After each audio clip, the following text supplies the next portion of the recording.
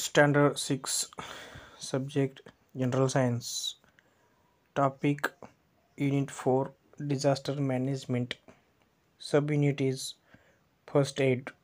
This all information you have to look in these topics. Read it.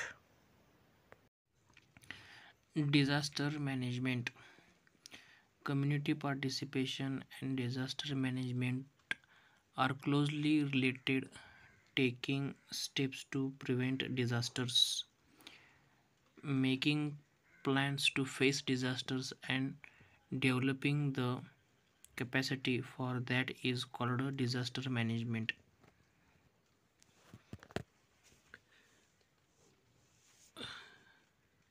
To prevent to reduce damage caused by natural or man-made disasters, emergency planning and management is required. आता या ठिकाणी काय म्हटलेलं आहे हे थोडंसं मी तुम्हाला सांगतो. लोकसहभाग आणि आपत्ती व्यवस्थापन यांचे फार जवळचे नाते आहे. आपत्ती टाळणे, आपत्तींना तोंड देण्यासाठी योजना तयार करणे, त्यासाठी क्षमता मिळवणे म्हणजे आपत्ती व्यवस्थापन होय. नैसर्गिक बघा, नैसर्गिक किंवा मानवनिर्मित आपत्तीमध्ये होणारे नुकसान टाळण्यासाठी उपाय म्हणून आपत्कालीन नियोजन व्यवस्थापन असण्याची खूप जास्त गरज आहे. आता जे डिझास्टर मॅनेजमेंटच्या संदर्भामध्ये ही माहिती दिली आहे, ही माहिती आपण थोडीशी वाचायची आहे. Community participation and disaster management are closely related. बघा, कम्युनिटी पार्टिसिपेशन म्हणजे लोकसहभाग असणे खूप गरजेचं आहे. अँड डिझास्टर मॅनेजमेंट आणि डिझास्टर मॅनेजमेंट म्हणजे आपत्ती व्यवस्थापन आर क्लोजली रिलेटेड. हे दोन्ही एकमेकांच्या सहभागाने काम करत असतात. Taking steps to prevent disasters म्हणजे जे काही आपत्ती रोखण्यासाठी हे काम करत असतात. मेकिंग प्लॅन्स म्हणजे प्लॅन तयार करणे, नियोजन तयार करणे. To face disasters and developing the capacity for that is called disaster management. बघा, and developing the capacity for that ही क्षमता मिळवण्यासाठी आपत्ती व्यवस्थापन होय. To prevent to reduce damage caused by natural or manmade disaster emergency planning and management is required. म्हणजे नैसर्गिक किंवा मानवनिर्मित आपत्तीमध्ये होणारे नुकसान टाळण्यासाठी म्हणून आपत्ती व्यवस्थापन, आपत्ती नियोजन करण्याची खूप गरज असते असं या ठिकाणी म्हटलेलं आहे. त्यानंतर पुढं बघा, इन्स्टिट्यूट्स ॲट्स वर्क. कोणकोणत्या इन्स्टिट्यूट या ठिकाणी काम करत असतात. The national disaster management authority was established in 2005. It undertakes planning and implementation of disaster management work. राष्ट्रीय आपत्ती व्यवस्थापन प्राधिकरण या संस्थेची 2005 मध्ये स्थापना करण्यात आली. आपत्ती व्यवस्थापनांतर्गत नियोजन करण्याचे काम ही संस्था करत आहे. अशा पद्धतीनेचं काम चालत असतं. त्याच्यानंतर बघा, during A disaster helping and supporting each other is our moral responsibility. आपत्ती काळात एकमेकांना मदत व सहकार्य करणे ही आपली सर्वांची नैतिक जबाबदारी असते. It is a moral responsibility, नैतिक जबाबदारी असं म्हटलेलं आहे. बघा, contact them for disaster management. Police 101. Contact them for disaster management म्हणजे आपत्कालीन व्यवस्थापनासाठी असणारे संपर्क नंबर दिलेले आहेत. Police 100, fire brigade 101, ambulance 102, disaster management cell 108 अशा स्वरूपाचे काही फोन नंबर्स दिले आहेत. हे फोन नंबर आपण फोन करून आपण त्यांची मदत घेऊ शकतो. अशा संदर्भातली ही माहिती दिली आहे. This information is very important to you. The disaster management is very careful and very alerts in all the districts and all over the states also, and all over world and all over countries also. It is very important to you. Now look here, remedial and preventive measures is given.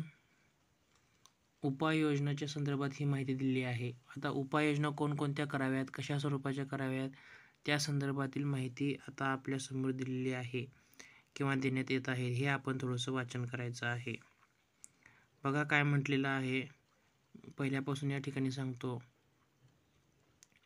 Let us see what precautions we can take before on in the event of a natural or man-made disasters.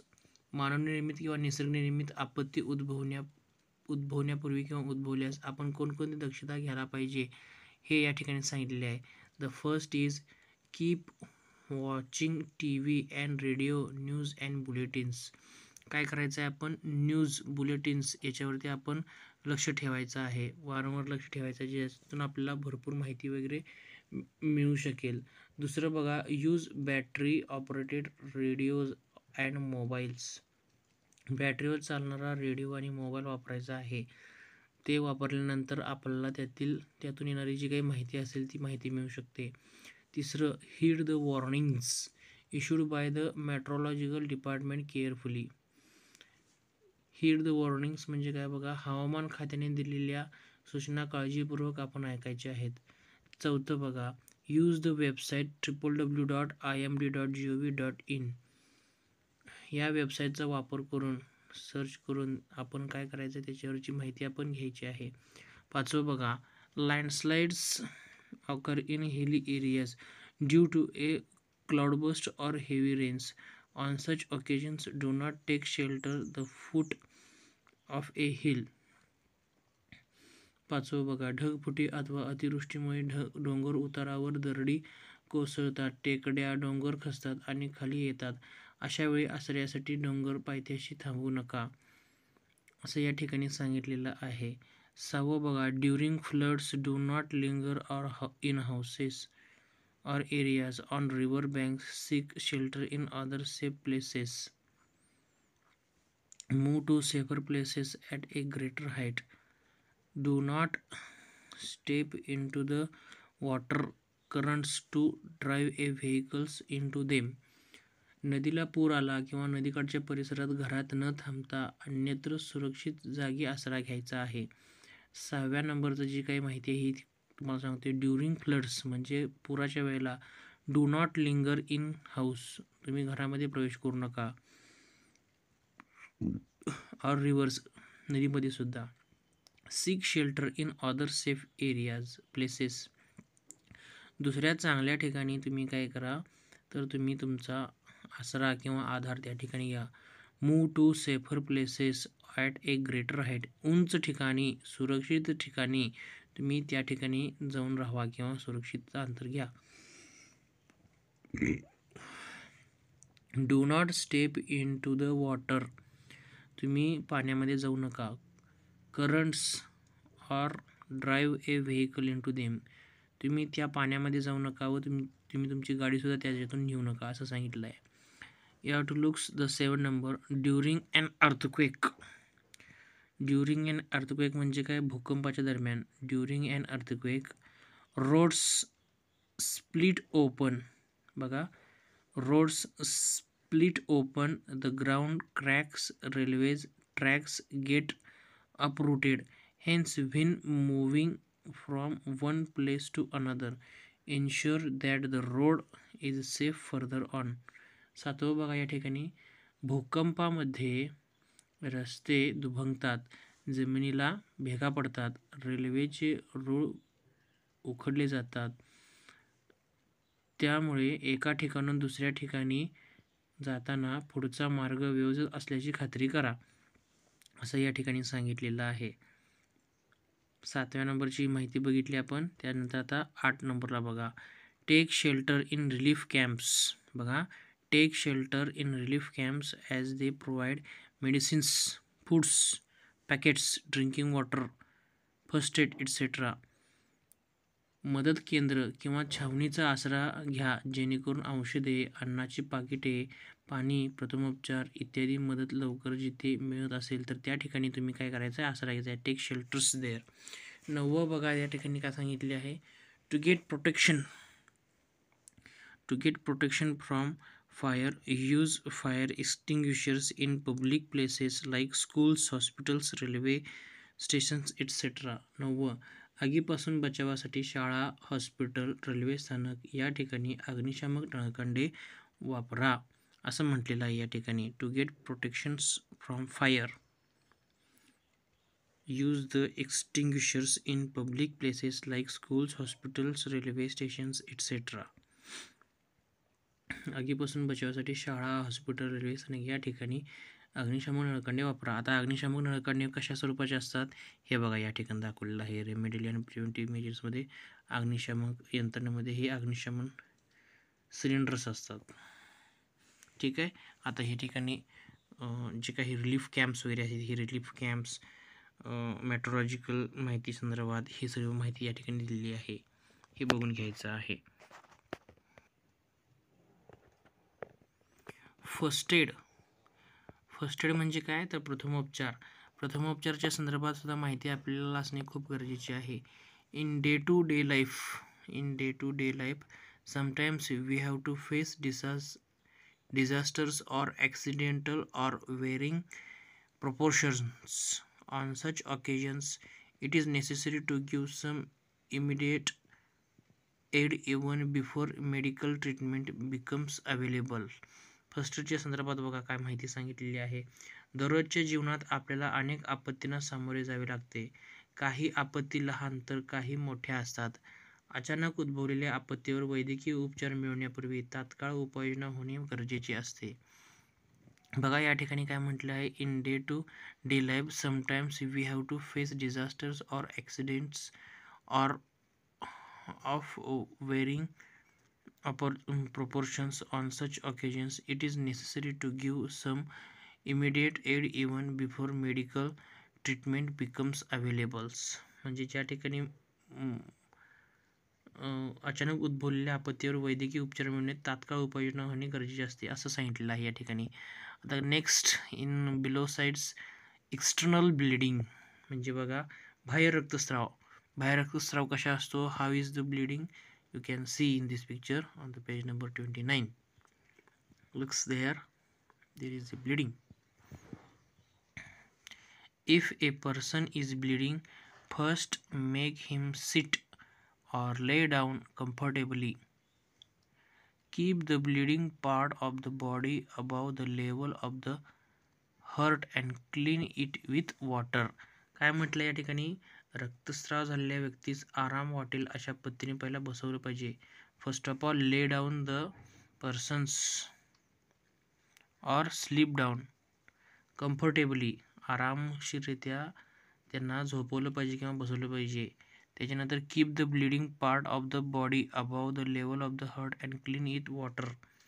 रक्तस्राव होणारा अवयव हृदयाच्या स्तरापेक्षा उंच ठेवून, बघा रक्तस्राव होणारा अवयव हृदयाच्या स्तरापेक्षा उंच ठेवून जखम पाण्याने स्वच्छ करावी असं म्हटलेलं आहे. एक्सटर्नल ब्लिडिंगच्या संदर्भात ही माहिती दिली आहे. आता पुढे बघूया बर्न्स अँड स्कॅल्स. बघा बर्न्स अँड स्कॅलच्या संदर्भात माहिती दिली आहे, ही थोडंसं आपण बघून घेऊया. The injured part should be washed with water and held under water. जखमा झालेला भाग पाण्याने धुवून घ्यायचा आहे किंवा पाण्यात बुडवून ठेवायचा आहे. बघा the injured part should be washed with water or held under water. Burns and scalds म्हणजे ज्या वेळेला एखादी जखम भाजते किंवा पोळते अशा संदर्भात काय करणं गरजेचं आहे ह्या संदर्भात सांगितलेलं आहे. The injured part should be washed with water or held under water. जो जखम झालेला भाग असतो तो काय करायचा, पाण्याने धुवून काढायचा किंवा ते पाण्यातच त्याला ठेवायचं आहे. दुसरं बघा give victims water to drink. त्या व्हिक्टिमला म्हणजे त्या व्यक्तीला पिण्यास भरपूर पाणी द्यायचं. Give the victim water to drink असं म्हटलं आहे. Clean the wounds using a cotton swab soaked in an antiseptic solution. बघा काय सांगितलेलं आहे, निर्जंतुक पाण्याच्या द्रावणात कपडा भिजवा व जखमा हलक्या हाताने पुसून घ्या. जर समजा एखाद्या व्यक्तीला भाजला असेल, पोळला असेल तर त्यावेळेला क्लीन द वाउंड्स, जखम काय करायची आहे, स्वच्छ धुवून घ्यायची. युजिंग ए कॉटन, कापूसाचा वापर करून. Swab soaked in an antiseptic solution, निर्जंतुकी करून घ्यायचं व ते आपण ठेवायचं आहे. Do not apply oily ointments. बघा तेलकट मलम लावू नका, तेलकट किंवा ऑइली मलम त्या ठिकाणी लावायचं नाहीत असं म्हटलेलं आहे. Cover wounds using dry dressings. Cover wounds जखमा कोरड्या ड्रेसिंगने काय करायचं आहे, झाकायचं आहेत, असं या ठिकाणी म्हटलं आहे बघा. Cover wounds using dry dressings. Dry ड्रेसिंगनं काय करायचं आहेत, जखमा झाकायच्या आहेत असं म्हटलं आहे. आता या ठिकाणी छायाचित्र दिसत आहेत ठराविक. त्या छायाचित्रामध्ये तुम्ही बघू शकताय की कशा पद्धतीने विक्टिम्स किंवा बर्न्स किंवा वाउंड्स झाले असतील, स्कॅल्स झाले असतील तर त्याला काम करायचं आहे. ठीक आहे, आता पुढे जाऊया थोडंसं. बघा या ठिकाणी सिरियस बर्न्स. सिरियस बर्न्स म्हणजे काय, गंभीर भाजल्यास. मी मगाशी तुम्हाला सांगितलं की मायनर बर्न्स असेल तर, परंतु आता या ठिकाणी सिरियस बर्न्स जर समजा असतील तर काय करायचं आहे, गंभीररित्या जर समजा भाजला असेल तर काय करायचं, गिव्ह इमोशनल सपोर्ट. पहिला मानसिक आधार द्यायचं. Give emotional support. Cover the wounds. बघा काय सांगितलेलं आहे, cover the wound with sterilised cloth. म्हणजे निर्जंतुक कापडाने भाजलेला भाग काय करायचा आहे, झाकायचा आहे. Remove jewellery. रिमूव्ह ज्वेलरी म्हणजे काय करायचे आहे, दागिने बूट काढून ठेवायचे आहेत. Remove jewellery shoes etcetera if easily possible. जर समजा ज्वेलरी, दागिने किंवा बूट इत्यादी पटकन काय करायचे आहेत, शक्य असेल तर काढून ठेवायचे आहेत. Do not touch or burst the blisters on the skin. बघा, त्वचेवर आलेले फोड फोडू नका असं सांगितले आहेत. Do not touch or burst. जे काही त्वचेवरती आलेले जे काही फोड वगैरे असेल तर ते फोड काय करायचे आहेत, दाबायचे नाहीत, तर त्यांनी फोडायचे पण नाहीत. Do not apply oily ointments. म्हणजे इथं सुद्धा काय सांगितलेलं आहे की कोणतेही तेलकट पदार्थ किंवा तेलकट ट्यूब, क्रीम, औषध लावायचं नाही. Do not try to remove the cloth if it is stuck to the burn skin. बघा, कपडे चिटकले असल्यास ते काढण्याचा प्रयत्न करू नका. Do not try to remove the cloth if it is stuck to the burn skins असं विचारलेलं आहे. ही माहिती बघा, do not try to remove असं म्हटलेलं आहे. कपडे जर समजा चिटकले असतील, आग जर समजा जास्त लागली असेल तर त्याच्यामध्ये ही काळजी आपण घेतली पाहिजे असं म्हटलेलं आहे. If the patient is conscious give water to drink but avoid tea or coffee or other stimulating drink. बघा, जर पेशंट किंवा विक्टिम्स जर समजा शुद्धीवर असेल तर त्याला भरपूर पाणी प्यायला द्यायचं. त्याला चहा, कॉफी किंवा इतर कुठलेही उत्तेजक पेय द्यायचं नाहीत असं या ठिकाणी सांगितलेलं आहे. If the patient is conscious give water to drink but avoid tea or coffee or other stimulating drinks. Get medical aid at once. बघा, get medical aid at once. तातडीने वैद्यकीय मदत पहिलं द्यायचं आहे. म्हणजे हे प्रथमोपचार करत असताना या सर्व बाबी आपण बघत असलो तरीसुद्धा आपला तातडीनं त्याला प्रथमोपचार देणं हे गरजेचं आहे. त्यासोबत वैद्यकीय उपचार दवाखान्यात नेणं हे देखील नेणं गरजेचं असतं असं या ठिकाणी सांगितलेलं आहे. बघा, या ठिकाणी आपण बघितली माहिती, मायनर बर्न्समध्ये काय काय करणं गरजेचं आहे, बर्न्स किंवा स्कॅल्समध्ये हे आपण बघितलं. त्याच्यानंतर सिरियस बर्न्समध्ये काय काय होतं हे आपण बघितलं. इमिडिएट स्टेप्स फॉर बर्न्समध्ये ही सर्व माहिती दिली आहे. In these charts, in these pictures, I show you all informations to you in front of you. You can see here.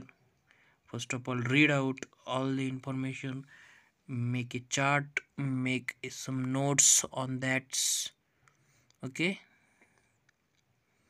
reading is very important, translation is very important for you. आता थोडंसं खाली जाऊया. Sunstroke. Sunstroke म्हणजे काय बघा, उष्माघात. उष्माघातच्या संदर्भात काय सांगितलंय, when we work in the sun continuously for a long time the body loses a lot of water and minerals, that is the reason of sunstroke. बघा, उष्माघात हा प्रामुख्याने जास्त वेळ उन्हामध्ये काम केल्यामुळं आपल्या शरीरातील पाण्याची पातळी ही कमी होते आणि मिनरल्स म्हणजे काय, क्षारांचे प्रमाण अत्यंत कमी होते. कमी झाल्यामुळं या उष्माघाताला आपल्याला सामोरं जावं लागत असतं. बघा, या ठिकाणी एक छायाचित्र दिसतंय. हा व्यक्ती उन्हामध्ये भरपूर काम करत आहे. वरती डोक्यावरती सूर्य आहे, सूर्याच्या झळा त्याला मारत आहे, त्याच्यामुळं तुला सनस्ट्रोक झालेला आहे. उष्माघात झालेला आहे हे आपण बघू शकतो.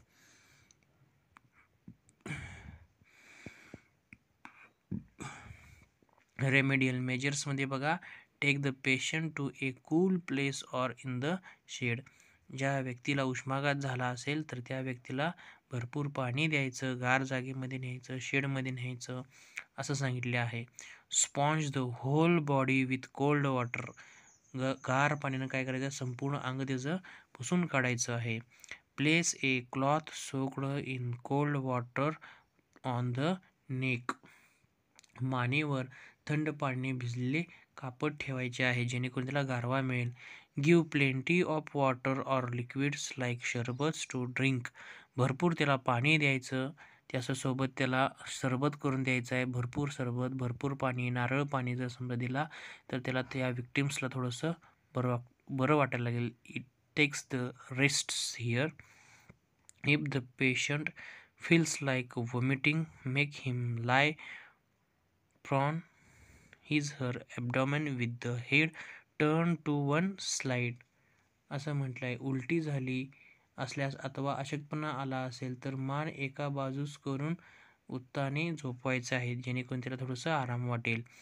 Gate medical help or shift the patient to a hospital.